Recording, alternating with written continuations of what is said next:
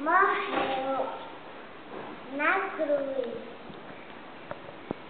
Só que não foi livre, foi na coroa de espinhos.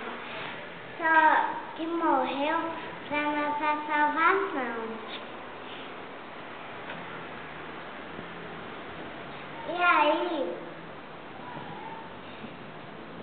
ele ressuscitou. E os anjos levaram ele lá pro céu.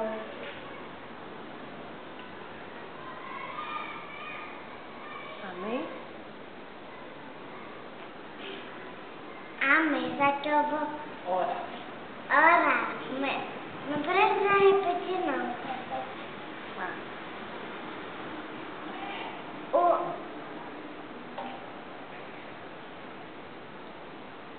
Papai do céu, abençoa todo o universo para ninguém ficar com mal na sua casa.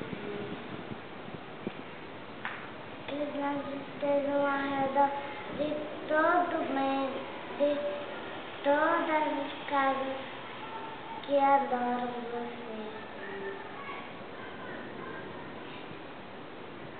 E também eu quero dizer que quem não acredita muito em Deus, não acredita muito em Deus, o furacão vai lá rodar até também destrói algumas coisas. Destrói também a cidade, viu?